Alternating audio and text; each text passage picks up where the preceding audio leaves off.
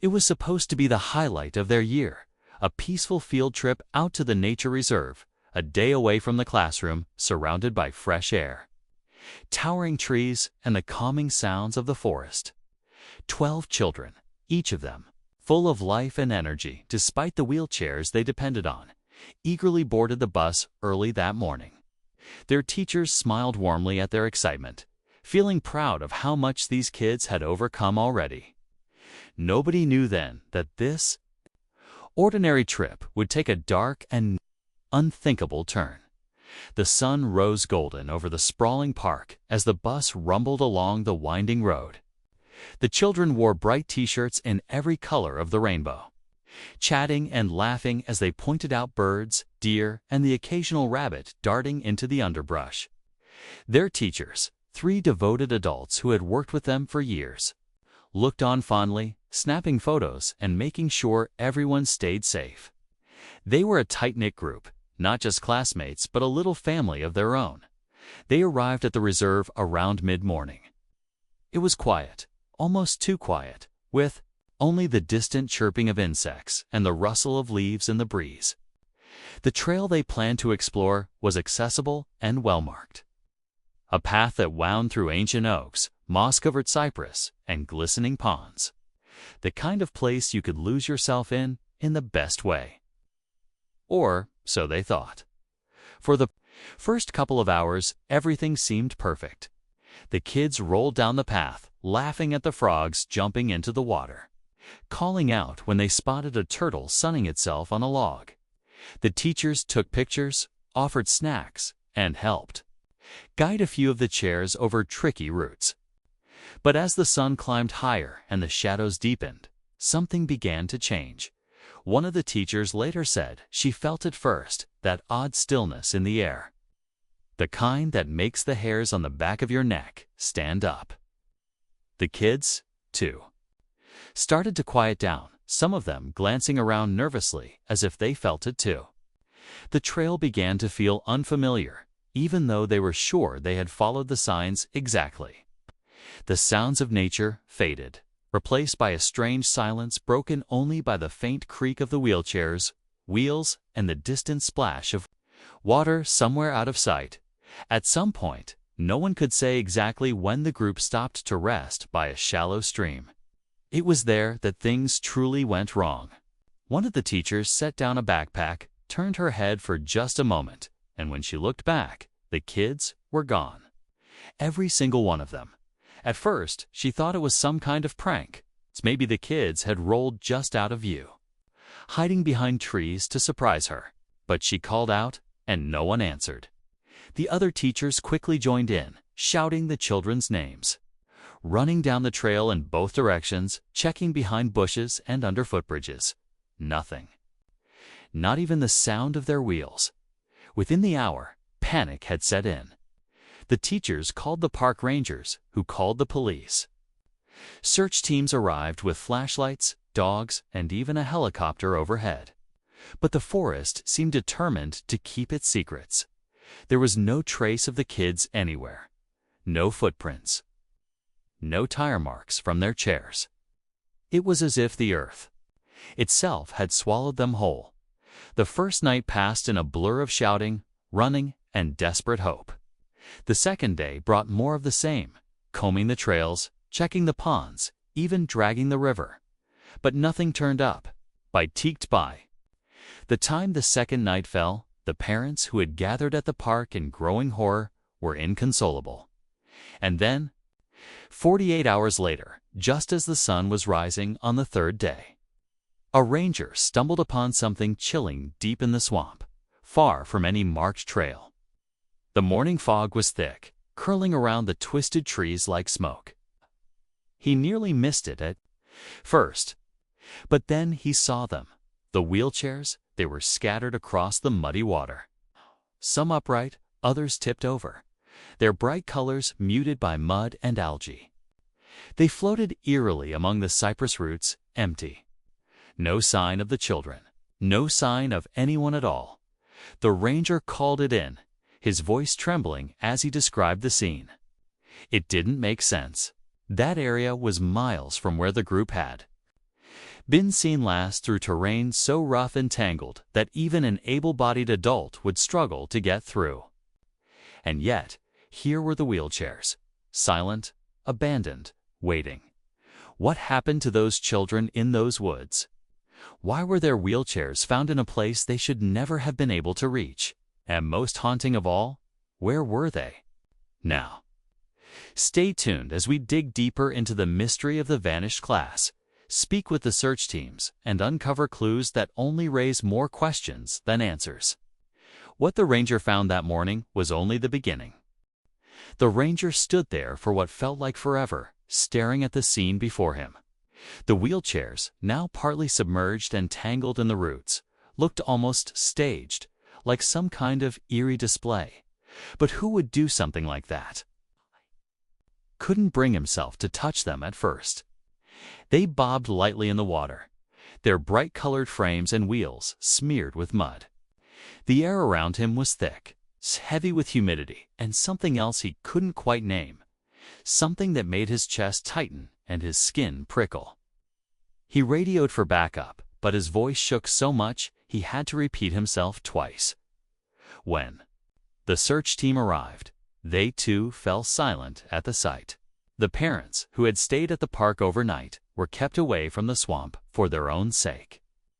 Investigators moved cautiously through the knee-deep water, snapping photos and marking the scene with little flags. The children's names were called out again and again into the trees, but only the echo of their voices answered back.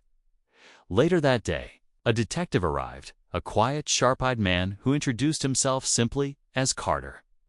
He listened patiently to the ranger's account and then to the teachers, who were still in shock. They told him everything they remembered about that morning. The kids had been happy, chatting about what they wanted to see in the park, asking questions about animals and plants. They had packed plenty of water and snacks. The teachers had walked ahead and behind the line of wheelchairs, making sure no one got separated, and then they were just gone. Carter walked the trail himself, retracing their steps from the parking lot all the way to the stream where they'd last rested. He stopped often, kneeling to study the dirt, the grass, the water's edge. He even stopped to press his palm against the bark of an old tree, as if feeling for something no one else could see. Meanwhile, the families huddled together under the shade of the big oak near the ranger station. Some cried quietly while others paced, gripping their phones as though expecting to get a call from the children at any moment. The kids' bright backpacks still sat in a neat pile near the bus. Their lunches were untouched. The story quickly made it to the local news. Reporters showed up with cameras, interviewing anyone who would talk. Words like missing students, mysterious disappearance, and vanished without a trace flashed across the screen. Parents begged the public for help, describing the children's personalities: shy, funny, curious, brave. Each child had a story, a life waiting for them back home. One boy loved drawing superheroes and never went anywhere without his sketchbook. A girl with glasses liked to collect colorful rocks. A quiet boy in green loved animals and had been excited to see turtles that morning. Carter set up a small base of operations and started going through every detail. He asked the teachers to walk him through the day again and again, but their story never changed. They had followed the map, stayed together, and only stopped once at the stream before noticing the children were gone. They hadn't heard any screams, no sounds of struggle, just nothing. By the second evening, more volunteers joined the search. People from neighboring towns came with flashlights, ropes, even drones. They scoured the park from end to end. The swamp was dragged again, and divers combed through the murky water around where the wheelchairs were found. But still no sign of the kids. It was as though the forest had swallowed them whole and refused to give them back. And then there were the strange details nobody could explain. One ranger found faint wheel tracks leading off the trail into the woods, but they stopped abruptly a few yards in, as though they'd just disappeared. In another spot, One searcher claimed to have heard soft giggling coming from deeper in the trees. But when they called out, no one answered, and the sound stopped. That night, Carter stayed late at the station, going over the park's history. He learned that the area had once been home to a small settlement over 100 years ago. But it had been abandoned after a series of unexplained accidents and disappearances. Some locals even claimed the swamp was cursed, though most chalked that up to superstition. Carter didn't say what he believed, but he took notes on everything. The teachers, meanwhile, sat together quietly at one of the picnic tables. They felt responsible somehow, though everyone told them it wasn't their fault. They talked about the kids, how far each of them had come that year, how proud they were of them, how each child had smiled when the trip began. One teacher kept clutching a little bracelet one of the students had made for her just the week before. As darkness fell on the third night, the park was eerily quiet again. The volunteers and searchers lit lanterns and kept watch in shifts. Some said they heard whispers like faint voices carried on the wind, but no one could find where they came from. A few swore they saw flashes of color deeper in the swamp, almost like the glint of the children's bright shirts between the trees. But when they ran toward it, there was nothing there. One of the rangers who had been with the park for decades pulled Carter aside and told him something in a low voice. He said this wasn't the first time something strange had happened in that part of the forest.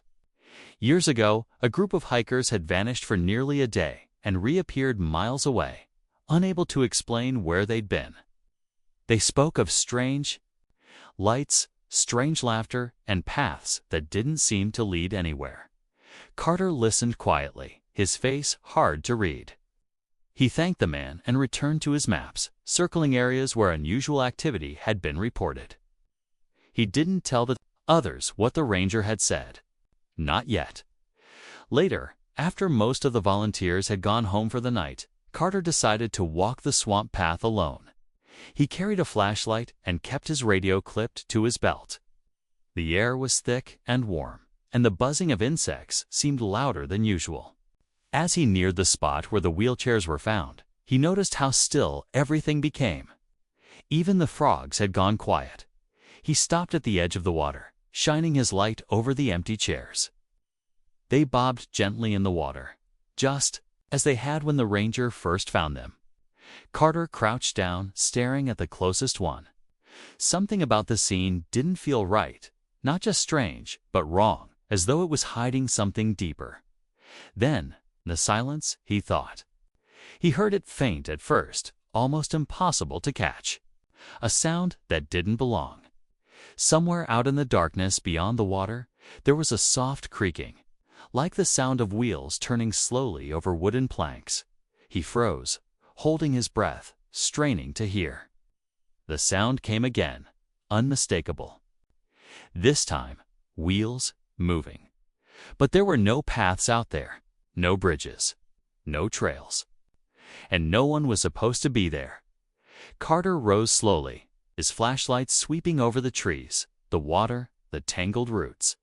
The sound stopped. He called out, his voice steady but low. "Who's there?" No answer.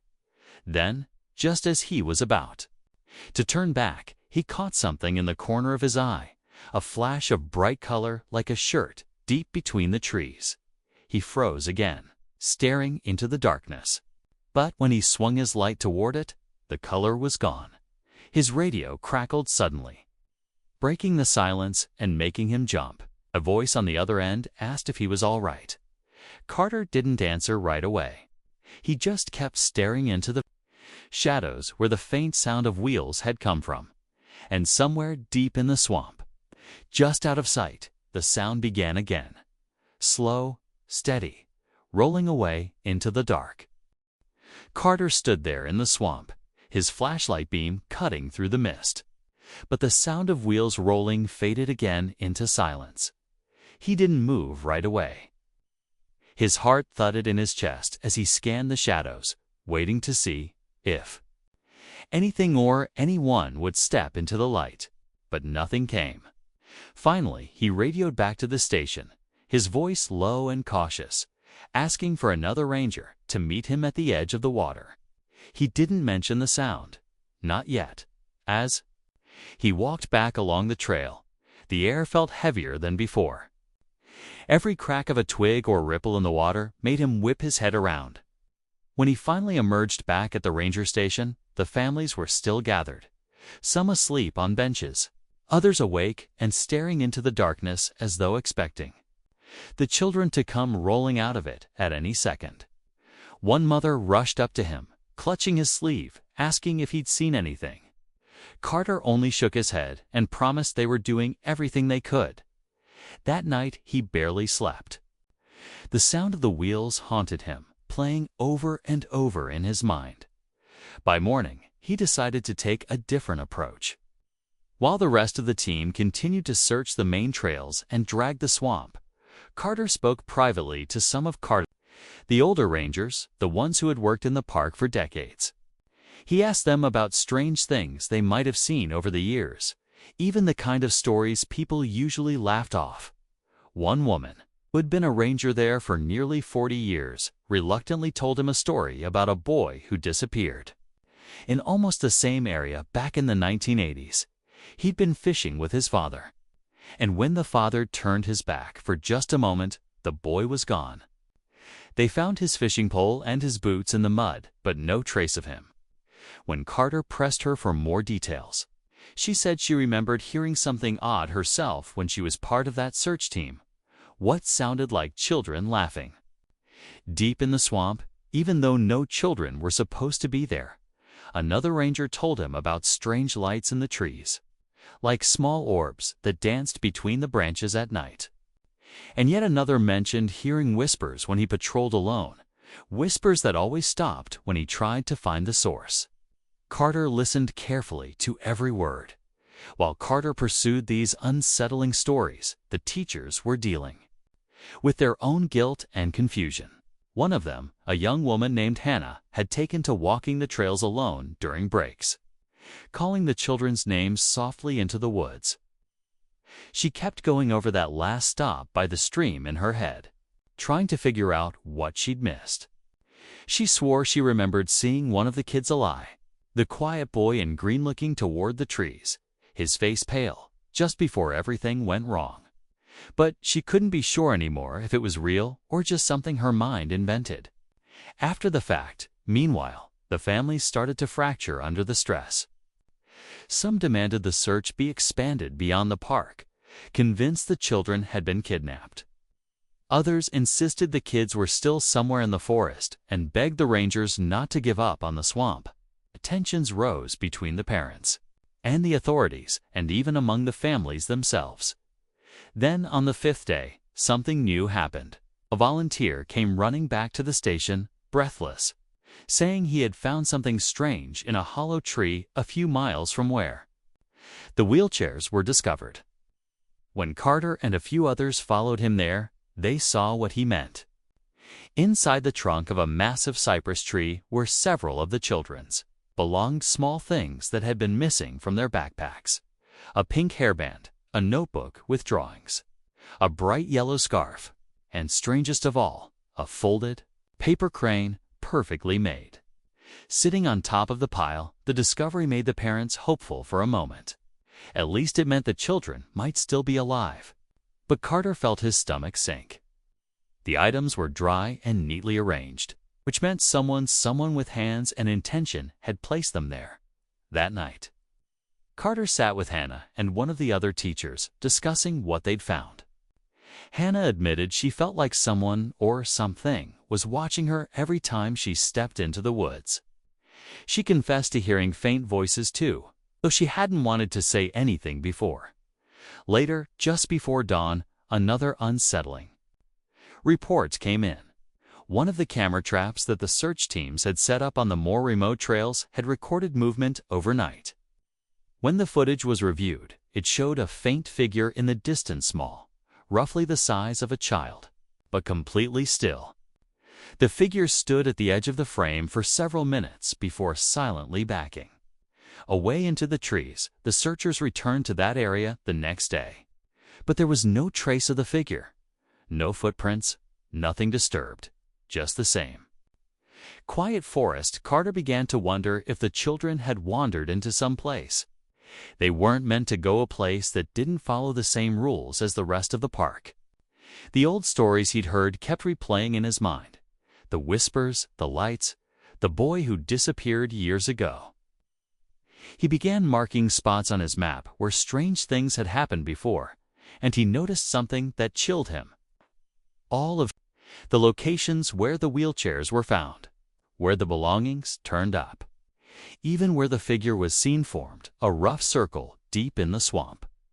That night, the fog was heavier than usual, curling low over the ground like smoke. Carter couldn't sleep.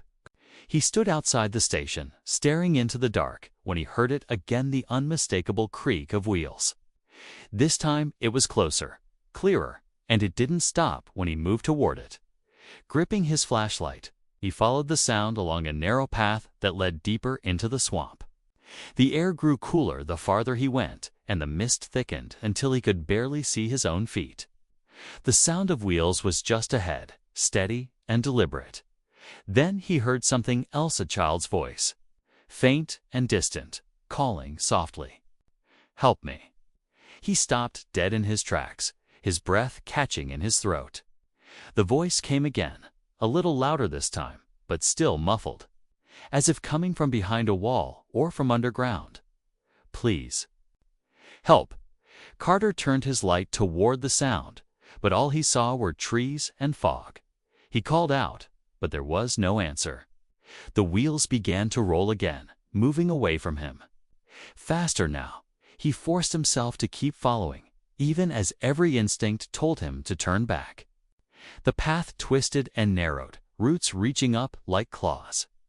The sound of wheels and the faint voice moved just ahead. Always just out of reach. And then, just as he thought he might catch up, the sound stopped abruptly. Carter stood there, alone, in the dark, his flashlight flickering as he tried to steady his breathing. The silence was overwhelming. He felt a chill race down his spine. Somewhere in the darkness ahead, he thought he saw a faint glow, enough to make out a shape. A figure, small, sitting perfectly still in a wheelchair, just beyond the reach of his light. But when he took a step closer, the figure seemed to dissolve into the fog, leaving nothing but the sound of water dripping from the branches and the distant, hollow echo of wheels turning somewhere far, far away. Carter stood frozen in the thick fog, his flashlight trembling in his grip, the faint shape in the wheelchair having just vanished before his eyes. For a long moment, he couldn't even breathe, his ears straining to catch the sound of wheels again, but there was only silence now, heavy and oppressive. He swallowed hard, forcing his legs to move, and slowly crept forward into the darkness where the figure had been. The air here felt colder, almost damp, and the ground beneath his boots grew soft and uneven, as if he were walking on something that shouldn't be disturbed. Somewhere deeper ahead, he thought he saw a dim glow, again pale, bluish light flickering like fireflies, but larger, more deliberate. His instincts screamed at him to turn back, but something about the glow pulled him forward. The sound of faint whispers began to drift through the mist again, curling around him like the fog itself. This time he could almost make out words, broken and disjointed children's voices, overlapping each other, calling out, "This way, hurry, don't leave us." Carter's pulse hammered in his ears as he stumbled through the thick brush, the flashlight's beam cutting across twisted tree trunks and gnarled roots. Every shadow seemed to shift as he passed, like unseen figures stepping just out of sight. The mist grew so dense now he could barely see more than a few feet ahead. The glowing lights weaved between the trees, always staying just beyond reach, always leading him deeper into the swamp. Behind him, he could swear he heard footsteps, now slow, deliberate, as though something was following him. He stopped and spun around, but there was nothing there, only the mist closing in tighter. Yet the sense of being watched, of not being alone, grew stronger with every step. Back at the ranger station, the families grew increasingly frantic. The other rangers and volunteers tried to reassure them, but whispers of what Carter was chasing through the swamp began to spread. Hannah stood by the window, watching the trees. With wide, tear-streaked eyes, clutching one of the children's backpacks she had found earlier. She thought about the stories she had heard over the past few days about strange lights, laughter at night, and children who were never seen again. Something in her gut told her that whatever Carter was following, it wasn't just a search anymore.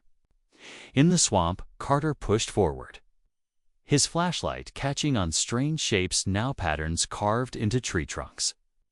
Long, claw-like marks in the mud, and tangled branches arranged almost like gates along the path.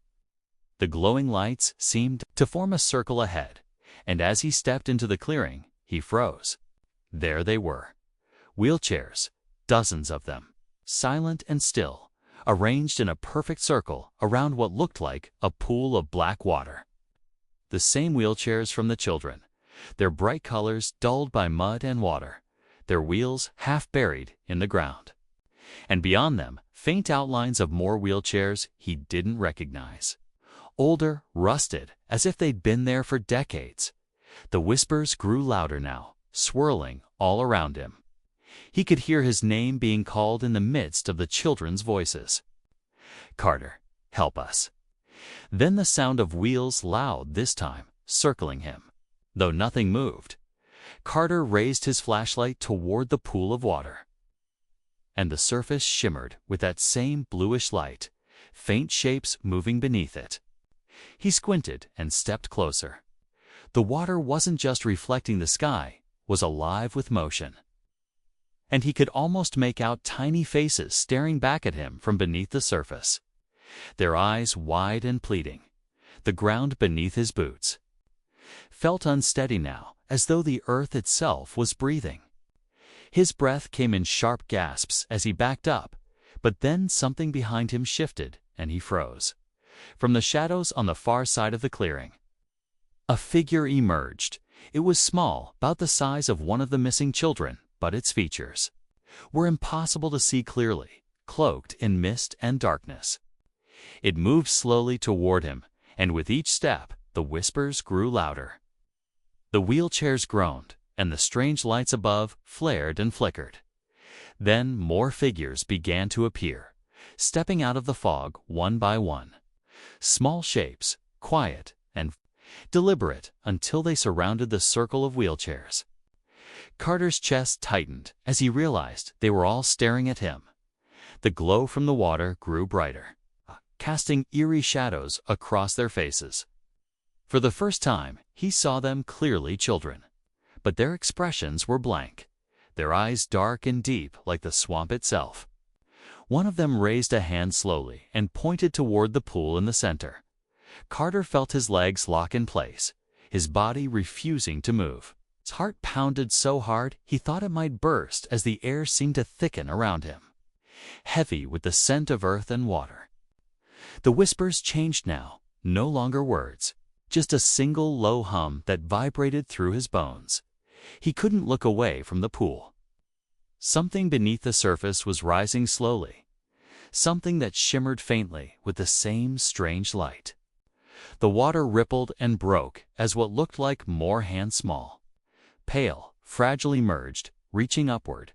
Behind him, another sound began this time, the faint laughter of children, echoing through the clearing.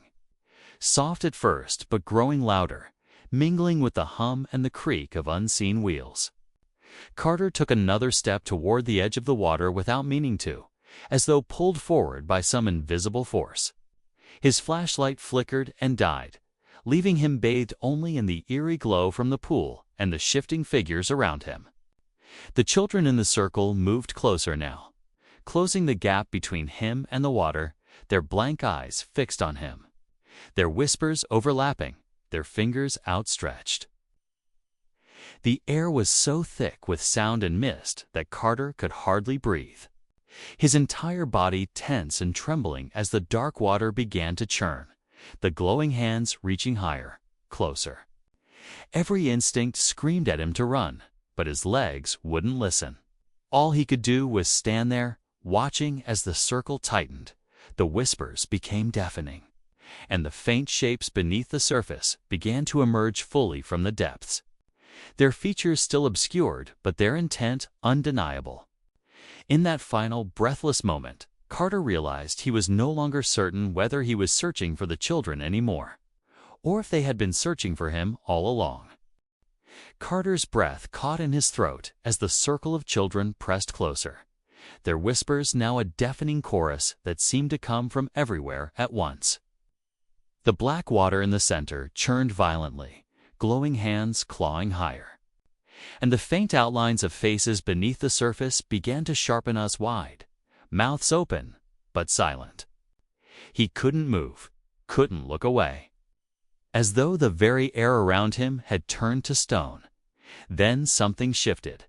The glow from the pool suddenly flared brighter, blinding for an instant, and when Carter's eyes adjusted, he realized the children weren't looking at him anymore.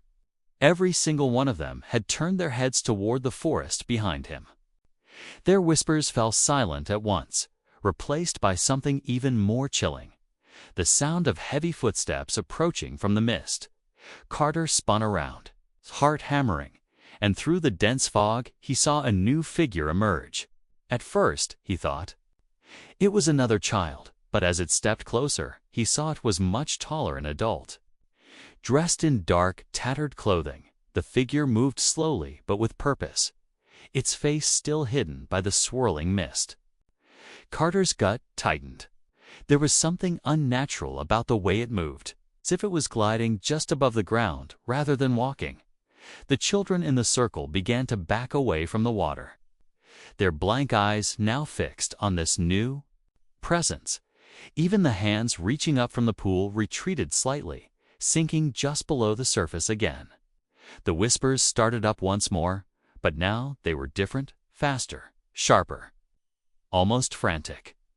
Carter stumbled backward as the figure drew closer. The air around it seemed to grow colder, the strange lights in the trees dimming in its wake. Then it stopped, standing at the very edge of the circle of wheelchairs. The mist thinned just enough for Carter to see part of its face, pale, hollow eyes, and a twisted grin that didn't look entirely human. It raised one long arm and pointed at Carter. The children's whispers rose to a fever pitch, and the water began to churn even harder, splashing over the edges of the pool. Carter finally broke free of whatever invisible hold had rooted him to the ground, and he stumbled backward into the trees, keeping his flashlight fixed on the figure. But as he moved, the figure didn't follow, it only stood there, watching, its grin widening. Just when Carter thought he could retreat into the forest, he felt the earth beneath him give way. His foot sank into a patch of soft, sucking mud, pulling him down to his knee. He struggled to free himself, but the more he pulled, the deeper he sank. The whispers around him grew louder again, now joined by faint laughter that echoed through the clearing, and then he heard his name.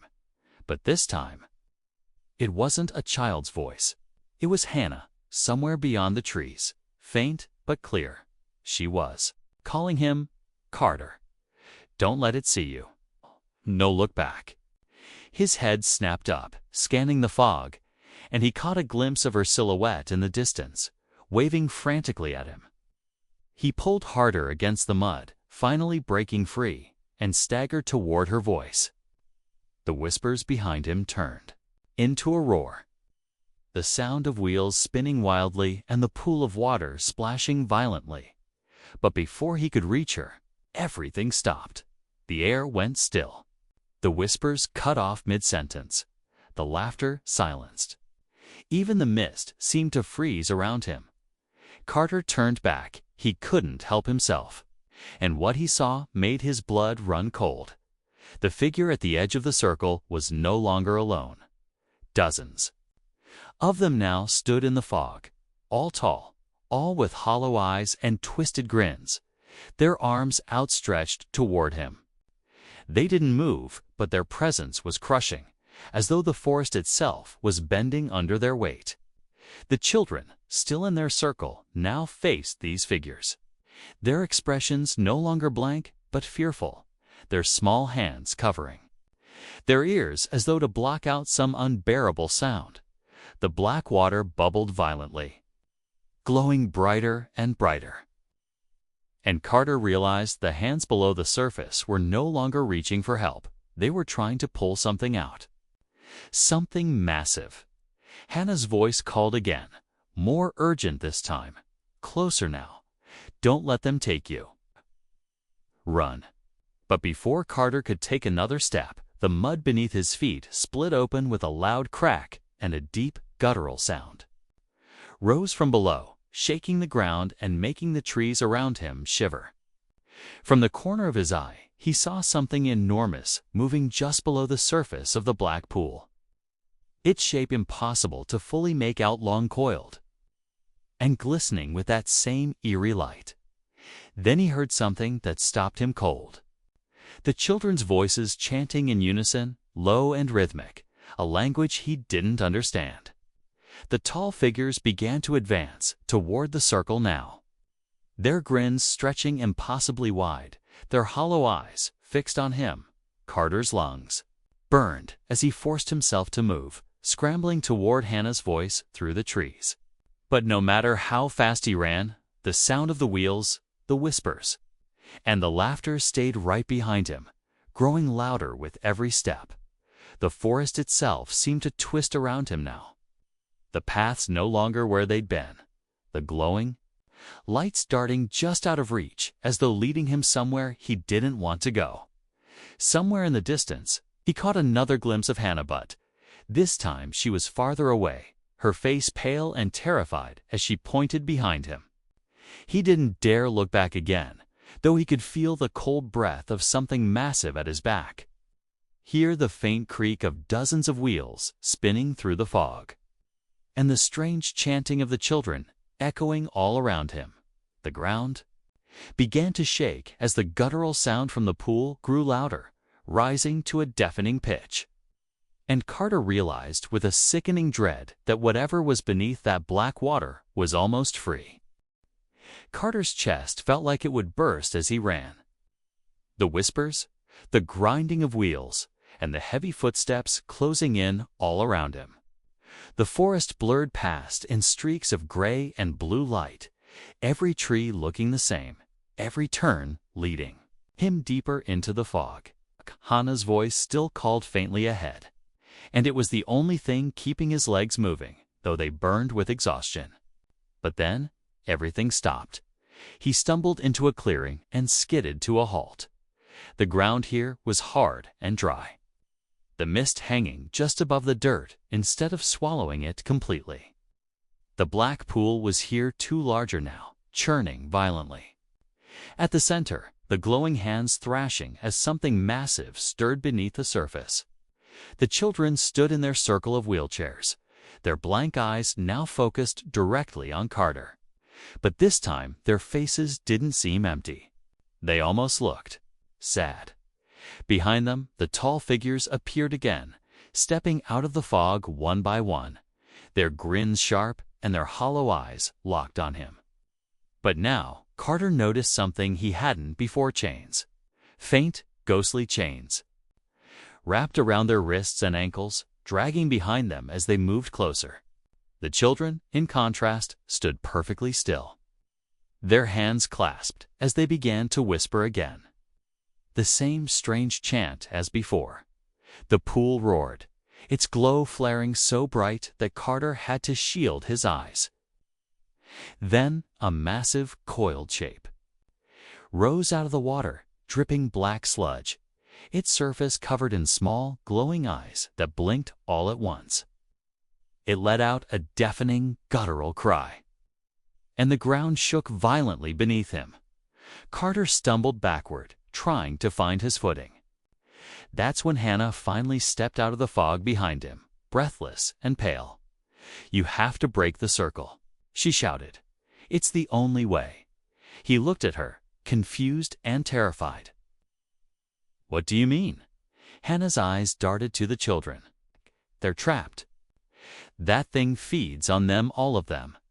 The circle keeps it alive. Break it. The tall figures surged forward then, faster than before, and Carter didn't think he just ran straight to the circle. The children didn't flinch as he barreled into the nearest wheelchair, knocking it aside. The moment the circle broke, the ground split open with a deafening crack, and the black pool howled.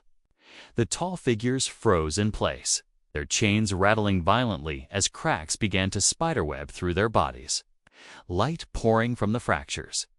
One by one, the children looked up at Carter, their sad expressions softening into faint smiles.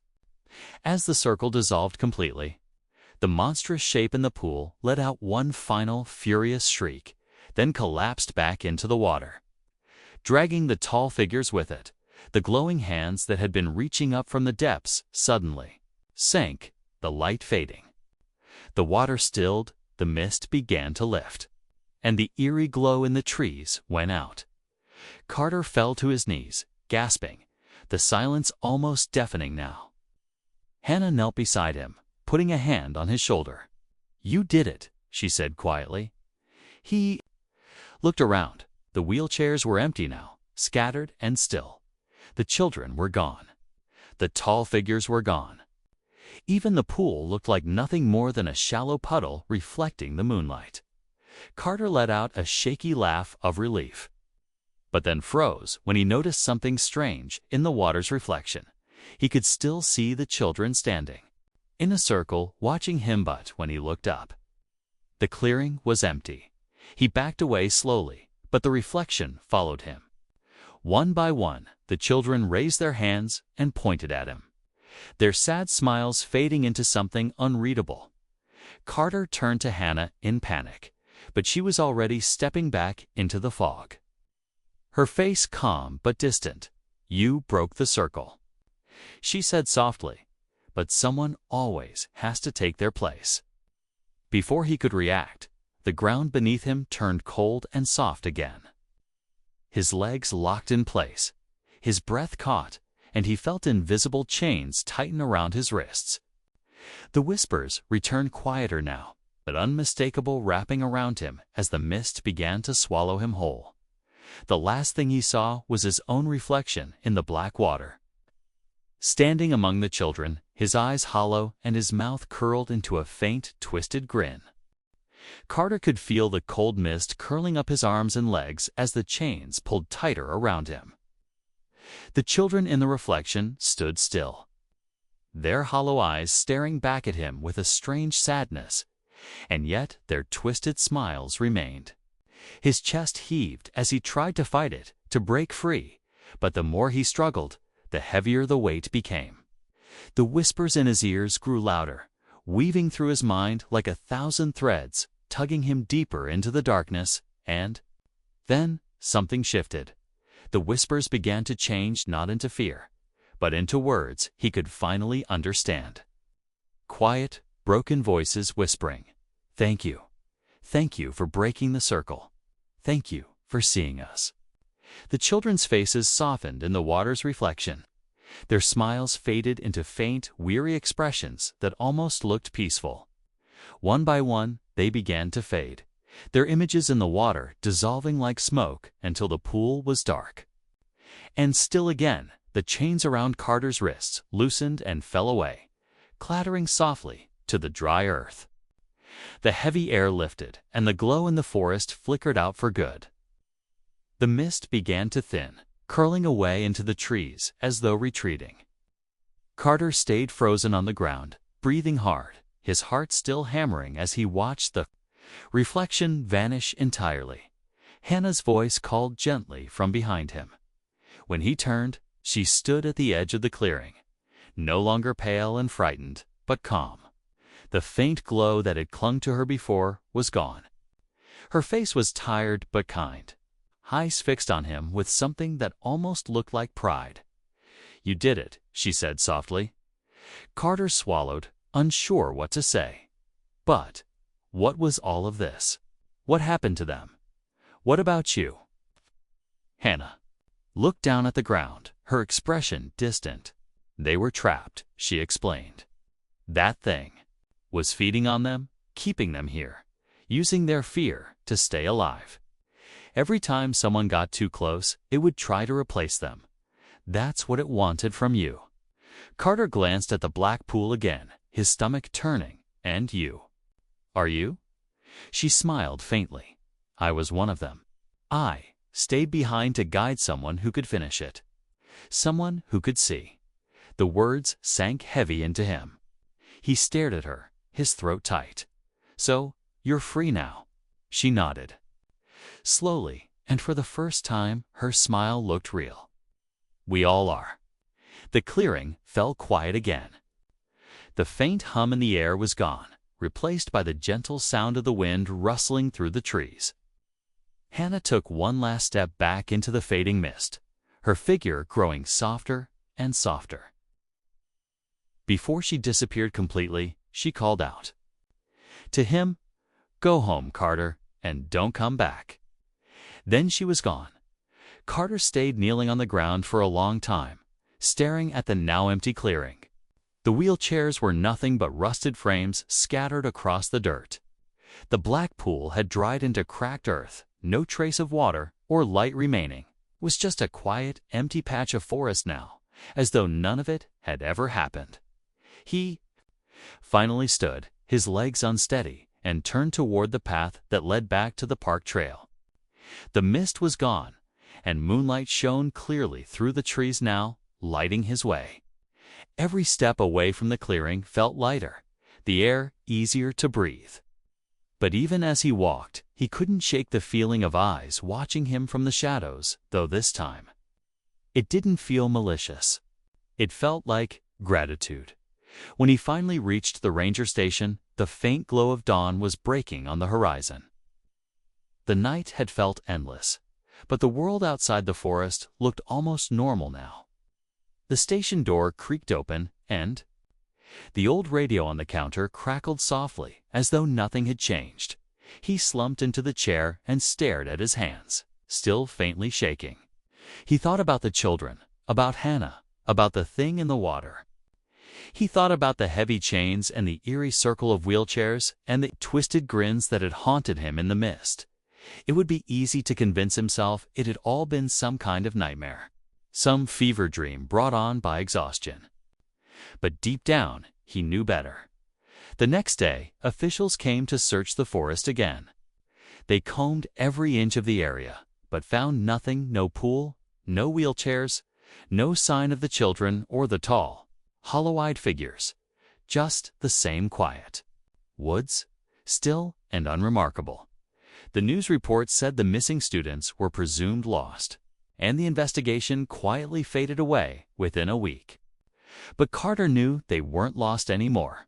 Not really. For weeks afterward, he'd wake in the middle of the night hearing faint whispers in his dreams, soft and fleeting, like a memory. Sometimes he'd see Hannah's face in the corner of his vision, smiling faintly before fading. Over time, the dreams became less frequent. The whispers faded. And though he never went back to that part of the park, always carried it with him, those quiet faces, those hollow eyes, that feeling of being watched and, strangely, of being trusted to set them free. Carter never spoke publicly about what happened. When asked about that night, he'd just shake his head and say he didn't see anything unusual. But every year, on the same night, he'd find himself standing just outside the edge of the forest, looking in, wondering if the children still watched from the shadows, wondering if Hannah was still waiting somewhere beyond the mist. And every year, just as he turned to leave, he'd hear the faintest sound of laughter light. Relieved and carried on the wind as, though thanking him one more time before letting him go, Carter would smile faintly, take a breath, and walk back to Warda. Light, leaving the quiet forest behind. Some stories never make it into the news. Some mysteries never get solved. But for those who've walked through that strange mist, who've seen what waits at the heart of the woods, the memory never really leaves, and neither do the whispers.